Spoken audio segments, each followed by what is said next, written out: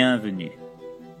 Bienvenue en ces territoires inexplorés, où la peur fait partie du quotidien, où les ombres attendent votre trépas, où la mort est votre compagnon de voyage, où la vie n'est qu'une notion abstraite, où l'irréel se mélange avec le réel. Oubliez tout ce que vous savez sur le concevable et le perceptible, tel qu'on vous l'a appris. Seul compte ici la force de votre esprit, face à l'innommable et l'indescriptible dans toute sa force. Vous qui entrez ici pour entendre des récits au-delà de votre imagination, vous allez découvrir un autre sens du mot angoisse. Alors, sans plus attendre, prenez votre ticket pour la terreur et voyageons ensemble aux confins de ces histoires de l'autre monde. Héritage sanglant. La nuit venait d'étendre son voile opaque à travers les rues et ruelles de la ville, se glissant dans ses moindres interstices, cherchant le ray de lumière qui lui aurait échappé pour se fondre sur lui et l'obscurcir de son manteau noir. Seuls quelques lampadaires vieillis par le temps jouaient les rebelles et donnaient l'impression de défier ce seigneur invisible, envahissant les murs de briques partout où il passait.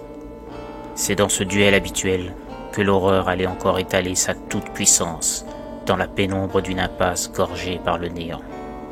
Affalée sur le sol, ne pouvant même plus arriver à crier, une jeune femme qui avait fait l'erreur de vouloir prendre un raccourci vit soudain s'abattre une lame tranchante et lui sectionner net son cou dépourvu de toute verroterie, pourtant habituelle à toute fille de la nuit digne de ce nom, pour attirer ses clients d'un soir. Mais le rituel n'avait rien de précis, et encore moins l'œuvre d'un orfèvre du meurtre, car bientôt l'ombre porteuse de mort asséna de nombreux autres coups semblant être disséminés au hasard, lacérant le visage à plusieurs reprises, de gauche à droite et de droite à gauche, dans un balayage incessant et sanglant, mettant les chairs à vif, avant de s'affairer à sortir les yeux de la malheureuse victime de leur orbite, écartant les trous ainsi formés jusqu'à l'extrême, transformant ce qui avait été autrefois une tête en un amas de viande rougeoyante, dont la substance liquide qu'on appelait sang se déversait sur le sol en quantité énorme. Les mains responsables de ce massacre ne s'arrêtèrent pas là, réitérant les coups mortels sur l'ensemble du corps, déchirant chaque parcelle de peau, mettant en lambeaux la chair, sortant les os, les brisant, arrachant les entrailles fumantes pour les déverser en masse au hasard de la ruelle.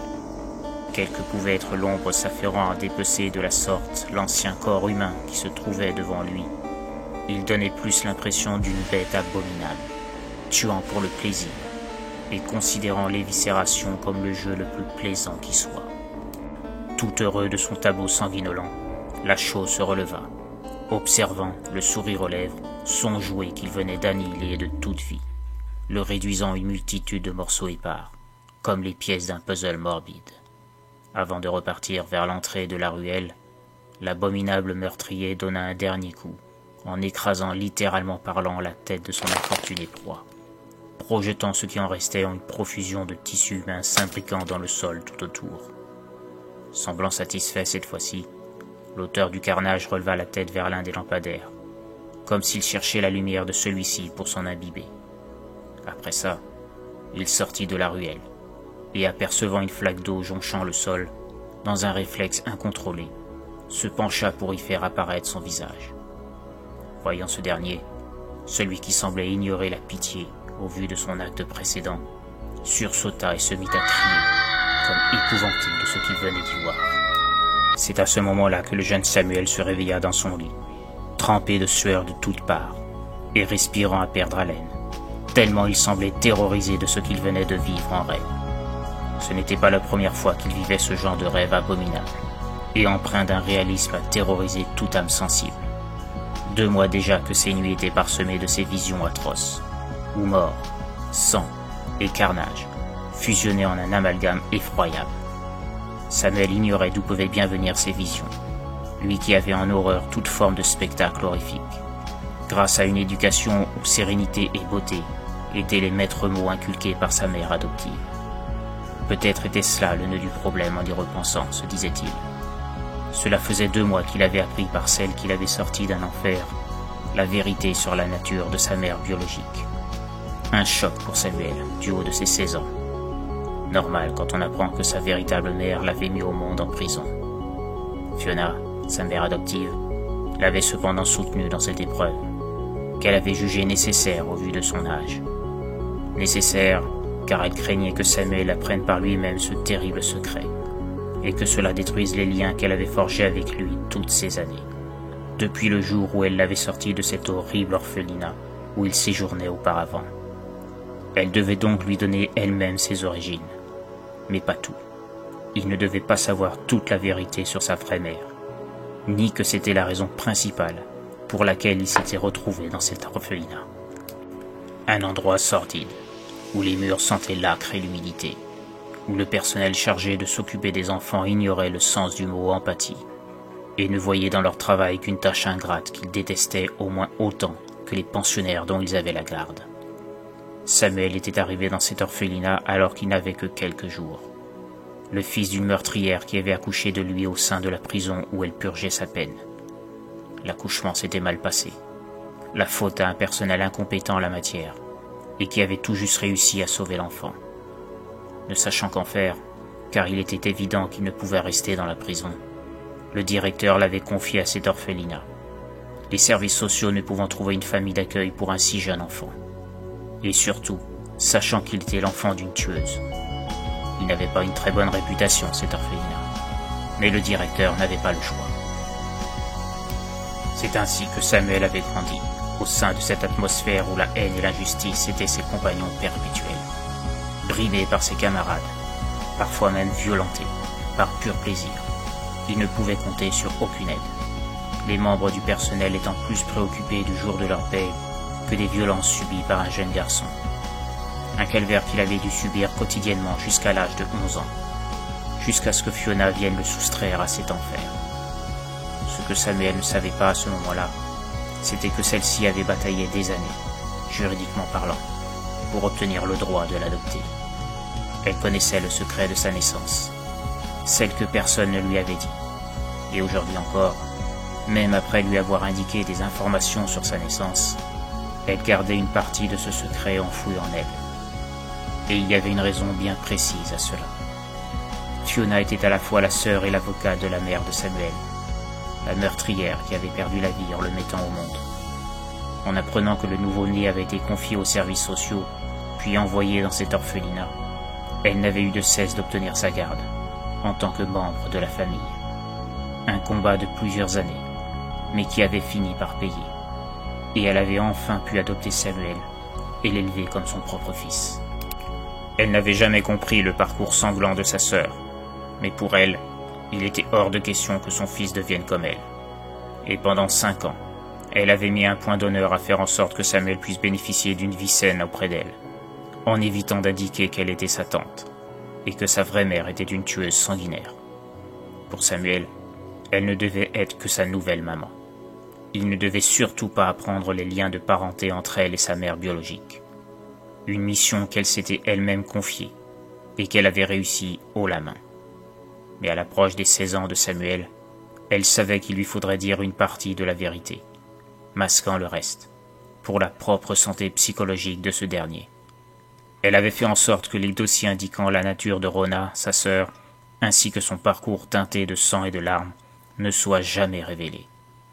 Et elle avait pu obtenir que ceci lui soit confié, afin d'éviter toute fuite qui pourrait avoir des conséquences désastreuses pour Samuel. Et maintenant, elle se demandait si elle avait bien fait de lui masquer une partie de la vérité. Les cauchemars récurrents de Samuel étaient plus qu'équivoques. Il y avait un fort risque que ce dernier ait hérité des gènes meurtriers de sa sœur, et que ceux-ci commençaient à se développer dans l'esprit fragile de Samuel. Elle espérait juste que ceci ne prendrait pas l'ascendant et le mène vers quelque chose de plus néfaste. Alors que Fiona s'inquiétait des cauchemars de Samuel, une silhouette cachée dans la pénombre observait en silence la fenêtre de la chambre de ce dernier. Ce n'était pas la première fois qu'elle suivait de loin le jeune garçon, analysant chacun de ses comportements, comme si elle attendait que quelque chose se passe Chaque sortie, chaque jour d'école, chaque action du jeune Samuel était scrutée, observée par l'étrange ombre, et ce, depuis de nombreuses années, attendant le moment propice pour se révéler à lui, et lui fournir les indices pouvant expliquer ses cauchemars récents, et aussi les secrets que Fiona ne lui avait pas révélés. Mais il n'était pas encore temps. Samuel n'était pas encore prêt pour ça. Cependant, l'ombre sentait que le dénouement était proche. Ce moment qu'elle avait attendu entrait dans une phase primordiale, celle de la révélation. Elle saurait enfin si Samuel était l'espoir qu'elle voulait voir émerger au-delà de ses désirs les plus fous. Mais pour l'instant, il lui fallait encore attendre et observer, afin de déterminer le moment propice, et savoir si Samuel était ce qu'elle attendait. Les jours se suivaient et se ressemblaient pour Samuel, les nuits aussi. Ses cauchemars devenaient à chaque fois plus intenses, comme plus réalistes.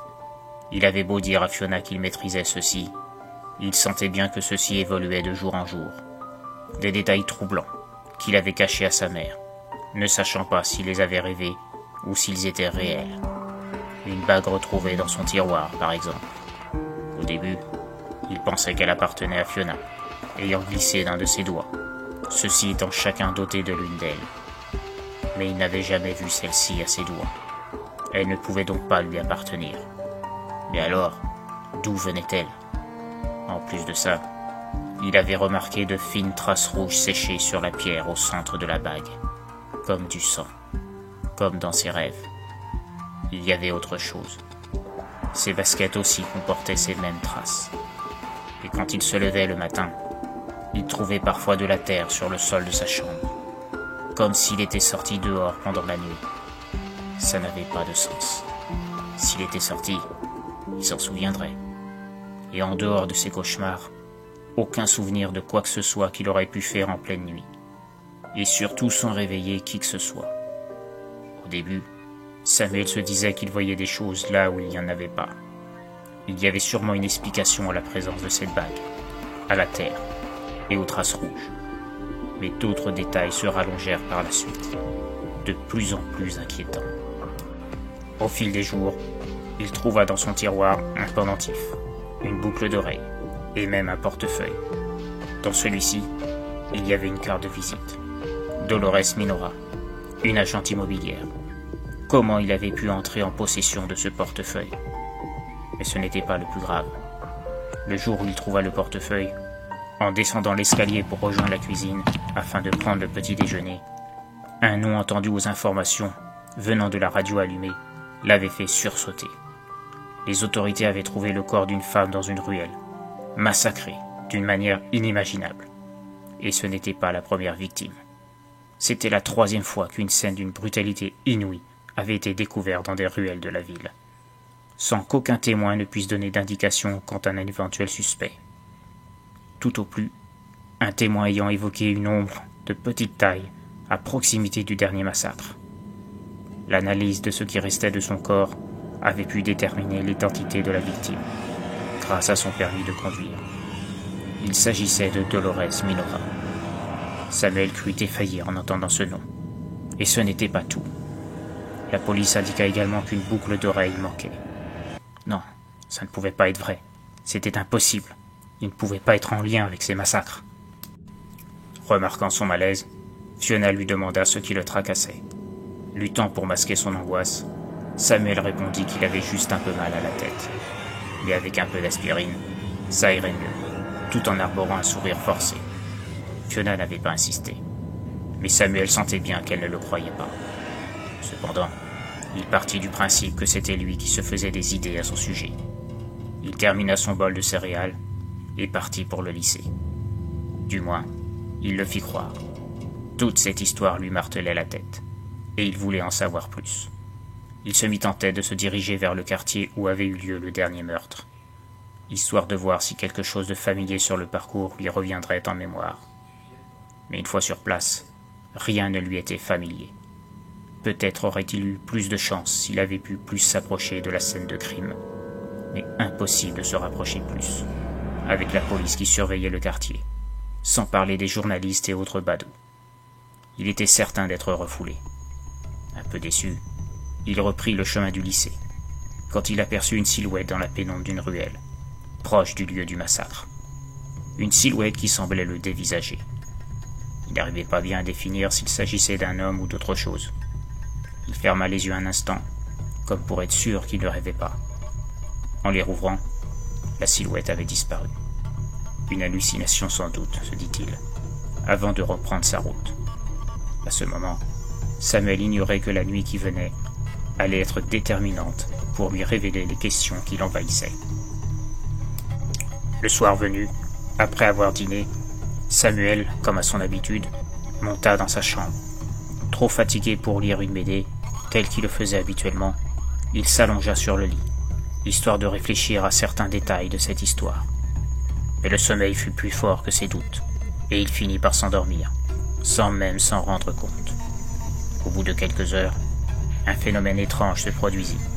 Samuel fut envahi d'une aura luminescente, à mi-chemin entre le rouge vif et le bleu sciant, comme semblant sortir de son corps, et l'enveloppant peu à peu, formant une sorte de brouillard sombre, effaçant peu à peu les traits de son visage, ses bras, ses jambes, tout ce qui constituait son corps, jusqu'à le recouvrir entièrement, ne laissant la place qu'à une entité nuageuse, teintée de ténèbres.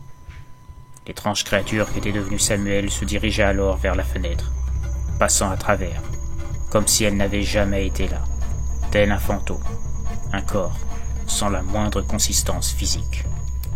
L'entité se déplaça alors en direction d'un quartier voisin, comme cherchant quelque chose, scrutant les trottoirs sur les côtés et devant elle. Puis elle stoppa son avancée, semblant avoir trouvé ce pourquoi elle était venue. Se cachant dans la pénombre d'une ruelle, elle observait ce qui semblait être sa future proie. Quelques mètres plus loin, une jeune femme, sortant d'une soirée, disait au revoir à ses amis, et se dirigeait ensuite dans la direction de Samuel, ou plutôt la créature qu'il était devenu. Arrivée à la hauteur de la ruelle, la femme stoppa son avancée, afin de s'allumer une cigarette. Rangeant son briquet et son paquet dans son sac, elle voulut reprendre son chemin. Mais quelque chose, sans qu'elle puisse déterminer ce que c'était, l'angoissait. Elle regardait autour d'elle. Le quartier était curieusement désert. C'était bizarre. D'habitude, même à cette heure, il y avait toujours des passants qui déambulaient çà et là sur les trottoirs avoisinants. Alors que là, le silence semblait avoir pris possession des alentours, comme si elle s'était retrouvée dans une sorte de bulle, une dimension où elle seule serait piégée. Cette sensation augmentait encore son angoisse. Elle se sentait observée, mais elle ne voyait rien autour d'elle. Elle cherchait à repartir, mais une sorte de brume sombre lui attrapa le bras, la serrant avec force, et semblant vouloir l'entraîner vers la petite ruelle à proximité. Elle voulut s'en défaire, mais impossible. Elle ne pouvait pas non plus crier. C'était comme si sa gorge ne fonctionnait plus, qu'elle ne pouvait plus faire sortir le moindre son. Bientôt, la brume noire lui attrapa l'autre bras et la taille, et elle se retrouva propulsée en plein milieu de la ruelle et de ses ténèbres. Il n'y avait aucun bruit autour d'elle. C'était surréaliste. Elle se remémorait un épisode d'une vieille série SF des années 50 dont le nom lui échappait, relatant une situation ressemblant à celle-ci. Et cela ne la rassurait pas vraiment, au vu du sort du personnage dans l'épisode. Elle ne ressentait plus l'étrange brume autour de ses bras. Celle-ci semblait l'avoir lâchée, mais elle était paralysée par la peur, sans se l'expliquer. Elle ressentait une présence autour d'elle. Puis d'un coup, une silhouette noire, pareille à une sorte d'aura, se présenta devant elle. Ses yeux dessinés au sommet de ce qui semblait être sa tête donnaient l'impression d'un vortex, où des sillons bleutés et noirs tournaient en continu au centre des orbites. La silhouette s'avança alors, lentement, sans le moindre bruit, si ce n'est la respiration de la femme, paniquée, qui ne pouvait pas bouger, tellement elle était en proie à la terreur. Quelques secondes, la silhouette positionna ce qui lui servait de tête au-dessus du visage de la jeune femme, comme observant ses contours, ou pour décider par quelle partie commencer. C'est alors qu'une main de brume se plaça sur le visage, appuyant de toute sa force, faisant craquer chaque os constituant sa tête, alors qu'elle retrouva la faculté de crier. Au même moment, une autre main brumeuse agrippa son bras droit, et d'un geste, l'arracha dans un craquement effroyable. Un mélange d'os brisés, de chair arrachée et de sang propulsé aux alentours. La femme hurlait, pendant que l'autre main continuait de lui écraser la surface de son visage, faisant ressortir ses yeux. Sa mâchoire étant comme expulsée et se retrouvant suspendue au niveau du cou. Le sang coulait de toutes parts. L'entité, prise d'une frénésie meurtrière, arrachant tour à tour l'autre bras, plongeant dans le corps pour en extirper une partie des côtes, avant de les balancer sur un des côtés de la ruelle. La brume tueuse renouvela le geste pour arracher divers organes de la femme, qui n'avait déjà plus de vie, sa tête ayant été broyée par le fait d'une force inimaginable, formant un magma de sang, d'os et de chair étalée sur le sol. Le cœur, le foie, les poumons furent un à un extirpés du corps sans vie, broyés à leur tour, puis jetés au hasard dans la ruelle. Ce fut ensuite le tour des jambes d'être arrachées du tronc, balancées vers les murs avoisinants. Le massacre continua, les mains de brume s'affairant à retirer les os du cou, écartant la chair, tel un jeu morbide dont seule l'entité connaissait les règles. Le dépeçage dura plusieurs minutes, avant qu'elle décide d'arrêter. Sans doute aussi parce qu'il ne restait plus rien à démembrer. La silhouette de brume se leva alors, dédaignant son œuvre, et repartant vers la sortie de la ruelle, comme guidée par un instinct qu'elle-même ne semblait pas comprendre. Arrivée au bout de la ruelle, l'ombre se dissipa peu à peu, laissant la place au corps humain de Samuel, l'aura rouge et bleue semblant réintégrer l'intérieur de celui-ci. Samuel se retrouvait comme un état de transe, un moment qui lui semblait familier, pour l'avoir sans doute vécu d'autres fois, sans s'en souvenir. Mais cette fois, c'était différent. Cette fois, il se souvenait de tout. Sa transformation, les corps massacrés, l'excitation ressentie en arrachant les membres. Il revoyait tout. Et pourtant, cela ne l'effrayait pas. Au contraire, il semblait prendre plaisir à ses souvenirs sanglants, même s'il ne semblait pas tout comprendre ce qui lui arrivait. Au même moment, une autre ombre similaire à ce qu'il était quelques instants auparavant fit son apparition devant lui. Elle aussi vit peu à peu disparaître son enveloppe brumeuse pour laisser place à un corps humain. L'homme qui se trouvait alors devant Samuel se présenta comme son père. Un peu sceptique, Samuel continua malgré tout de l'écouter. Ce dernier lui expliqua que lui et son épouse, il y a de ça quelques années, avaient fait un rituel, une invocation, un pacte avec un démon. En échange de sa puissance, ils lui ont promis de lui offrir des vies pour assouvir sa soif. C'est ainsi qu'ils sont devenus des meurtriers pourchassés par toutes les polices du pays. Chaque braquage de banque ou de commerce en tout genre n'étant que des prétextes pour donner toujours plus de vie au démon qui leur offrait son pouvoir. Cependant, malgré toute cette puissance, leur corps n'était pas invulnérable. Et lors d'un énième braquage, par imprudence, ils furent canardés de toutes parts par la police. Lui, il avait eu le temps de reprendre la forme de brume que lui et son épouse utilisaient lors des massacres, qui ne comportait habituellement aucun survivant pouvant indiquer ce qu'ils avaient vu. Mais sa femme fut prise par l'effondrement d'un pan de mur, déclenché par la fusillade. Il aurait voulu lui venir en aide, mais il aurait mis à jour leur existence et leur forme démoniaque. Plus tard, il apprit qu'elle avait été enfermée dans une prison de la région, et surtout, qu'elle était enceinte. Il ne pouvait donc pas la faire sortir sans risquer de mettre en danger la mise au monde de l'enfant. Il devait attendre la naissance. Mais l'accouchement s'est mal passé, et son épouse est morte en mettant au monde l'enfant. L'homme indiqua à Samuel que cet enfant, c'était lui. Il était resté en retraite toutes ces années, sans intervenir, car il voulait être sûr que Samuel avait hérité des facultés offertes par le démon, de manière génétique. Et surtout, qu'il était un meurtrier en puissance, aimant tuer et massacrer. Ce soir, il venait d'en avoir la preuve. Il était bel et bien son fils.